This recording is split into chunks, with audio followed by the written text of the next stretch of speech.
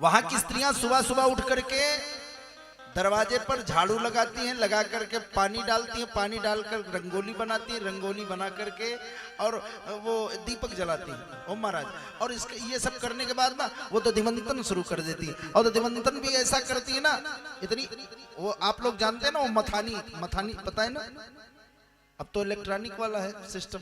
पहले जब महिलाएं जब मथानी शुरू करती थी ना, तो अपने आप 50 मीटर तो आवाज जाती थी। तो बता रहे हैं, एवं निशासा ब्रुवतो व्यतीता, बात करने में भी दिया। उद्धव जी ने कहा हमको मंदिर जाना है। नंद बाबा ने कहा बाबा चलेंगे, छोड़ आएंगे? कहा नहीं, हम नहीं चल सकते वहां। क्यों, प्रतिबंधित है क्या? कहा नहीं, प्रतिबंधित नहीं है, लेकिन मैं देख नहीं सकता। तब कहा एतौ हि विश्वस्य च बीजयोनि रामो मुकुन्दः पुरुषा प्रधानम् अन्वीय भूतेषु विलक्षणस्य ज्ञानस्य चेसात्मयो पुराणौ। हम जाएंगे अभी, पुराण उराण का ज्ञान देंगे, सबका वो दुख दूर हो जाएगा। बाबा हमको रास्ता बताओ। एक जगह से जल आ रहा था, कहा यही जल जहां से आ रहा है चले जाओ। उद्धव महाराज उसी जल को पकड़े पकड़े, नाली को पकड़े पकड़े पहुंच गए। ओम महाराज जब पहुंचे ना, वो कहा एक पर्वत है, ब्रह्म पर्वत, ब्रह्म पर्वत है वहीं पर। और लखन जी उसी ब्रह्म पर्वत पर ना कई सखियां बैठी हुई हैं, बालिकाएं बैठी हो। जानते हैं, किसी के केस खुले हैं, किसी का वस्त्र नीचे पड़ा हुआ है, और कोई लेटा हुआ है। सबकी विचित्र विचित्र गति है, अलग अलग, लेकिन महाराज एक क्रिया सबकी साथ है। कौन सी? सबके आंखों से आंसू निकल रहे हैं, और वही आंसू एकत्रित होकर के महाराज इतना ज्यादा हो गए कि जिधर जिधर से बहते चले जा रहे हैं, वो जल का मार्ग बन गया है। और प्रेम में जो आंसू निकलता है ना, वो बड़ा ठंडा होता है। उद्धव जी पहुंचे, ध्यान देना। उद्धव जी ने कहा मैं मथुरा से आया हूं। तो गोपियों ने एक बार देखा, उसके बाद नीचे कर लिया। तो क्या करे, आए कृष्ण ने भेजा है। गोपियों ने कहा कृष्ण भेज ही सकता है, खुद थोड़ी आ सकता है, मुंह चोर है ना, डरता है ना। उद्धव ने कहा हम इनको, अच्छा हम क्या कथा सुनाने आए हैं? हम कथा तो तब सुनाएंगे जब आप सुनोगे तब ना। और जब आप ये मन बना लो कि हम कथा नहीं सुनेंगे, क्या करो? जैसे वो कृष्ण जन्म के दिन नहीं हम भजन गा रहे थे, सब सीटी बजाने लगे, तो वैसे आप भी अपने घर से एक एक सीटी लाओ, बजाना शुरू कर दो। या हम इधर कथा कह रहे हैं, आप अपनी कथा शुरू कर दो, तो हम कितनी देर कथा सुनाएंगे तब ना, जब आप सुनना चाहोगे तब। उद्धव जी ने कहा मैं मथुरा से आया हूं, कृष्ण ने भेजा है। गोपियों ने कहा अपना काम देखो। इतने में उद्धव जी ने वो पत्र उठाया, कहा ये देख रही हो, ये पत्र है। गोपियों ने कहा हमको पत्र से क्या मतलब है? अरे कहा इसको कन्हैया ने भेजा है तुम्हारे लिए। इतना सुनती ही जितनी गोपियां थी सब दौड़ पड़ी, और दौड़ दौड़ करके महाराज उद्धव जी कह रहे रुको, एक एक के नाम से एक एक पत्र दूंगा। गोपियों ने कहा तुम अपना काम करो, छीना झपटी शुरू। महाराज कोई पत्र पकड़ करके खींच रही है, सारे पत्र फट गए, इतने इतने टुकड़ों में विभाजित हो गए। उद्धव जी कह रहे रुको रुको, सुनो समझो, कुछ समझने को नहीं तैयार कोई। महाराज उद्धव जी हाथ इधर करते हैं तो सारी गोपियां पकड़ करके दबा करके इधर से छीन ली, उधर से छीन ली, इतने इतने टुकड़ों में पत्र को फाड़ लिया। और उद्धव जी जैसे पागल नहीं, उनको समझे में नहीं आ रहा है कि करें तो क्या क्या। हे वो जानते हैं क्या कर रहे हैं गोपी? वो पत्रवा को नाना जी लेकर के कभी चूमती, कभी मस्तक से लगाती, कभी हृदय से लगाती। उद्धव जी ने कहा कार्य पागलों, ये पत्रवा फाड़ के कहा मिला? गोपियों ने कहा उद्धव कहा कृष्ण को कब से जानते हैं?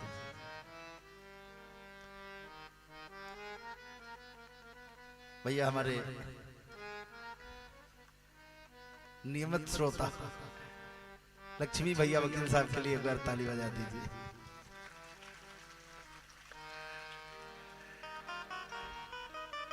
खूब समय दिया आपने, एक बार और ताली बजा दो। महाराज गोपियों ने कहा कृष्ण को कब से जानते हो? कहा जब यहां से गए मथुरा तभी से जानता हूं। तो कहा तुम कुछ नहीं जानते, हम जानते हैं। वो क्या लिखेगा? यही पूछेगा कि कुशल हो? अब तुम ही बताओ, वो क्या जानता नहीं कि उसके यहां से जाने के बाद हम कितना कुशल हैं? यही पूछेगा कुछ खाती हो? उसको पता नहीं है कि उसकी विरह वेदना में हम क्या खाएंगे पिएंगे। हमको उसका आईक्यू लेवल पता है, उसकी बौद्धिक क्षमता पता है, तो हमारा क्या हाल चाल लेगा? तो कहा पत्रवा कहे फाड़ डाली? कहा वो हमारी खबर ले, हमको इससे कोई मतलब नहीं है। फिर पत्र काहे फाड़ी? अरे कहा इस पत्र को उसने छुआ था ना, उसका स्पर्श था, उसका स्पर्श हम अपने हृदय में करना चाहते हैं। किसी ने कहा मैं अपनी आंखों से देखना चाहती हूं, मुझे उन शब्दों में कृष्ण नजर आ रहे हैं। महाराज उद्धव जी जैसे पागल रहे। एक संत गाया करते, दो लाइन सुनाता हूं। कहा जो प्रेम गली में, सब लोग बोलो, लखनलाल जी आप भी बोलिए। जो प्रेम गली में आया नहीं, प्रियतम का ठिकाना क्या जाने। जो प्रेम गली में आया नहीं, उनका ठिकाना क्या जाने। सब लोग भाव से गाओ। आया नहीं प्रिय, और अस्थाई बजाओ, अस्थाई। क्या जाने जो प्रेम गली में आया नहीं, प्रिय तम का ठिकाना क्या जाने। जो प्रेम गली में आया नहीं, प्रिय तम का ठिकाना क्या जाने।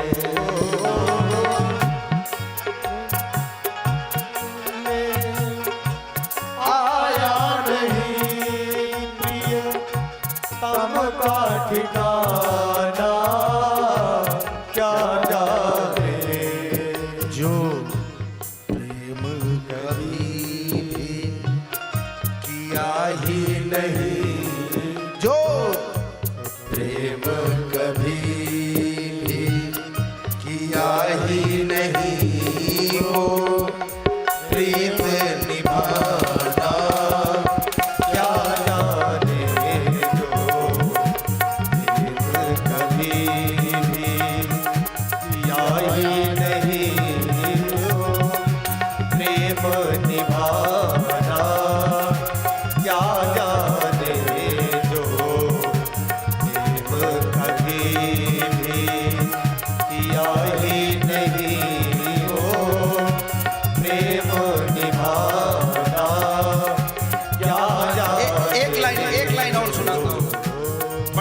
लगता है।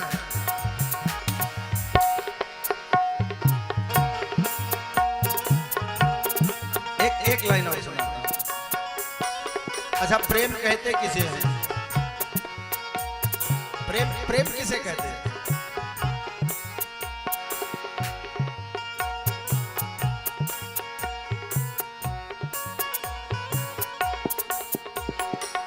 न मेरा मुझ में कुछ ना,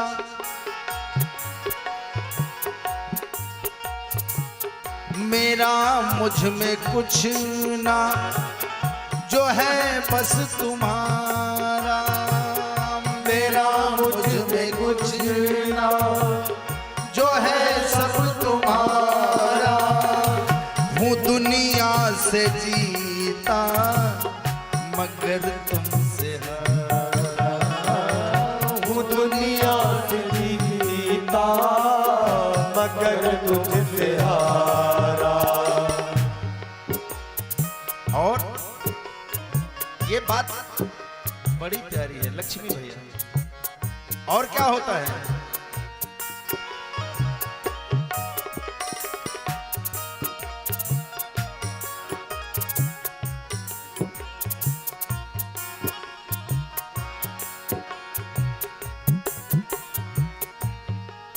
जिनमें करुणा अब बची ही नहीं, जिनमें करुणा अब बची ही नहीं, वो आंसू बहाना क्या जाने।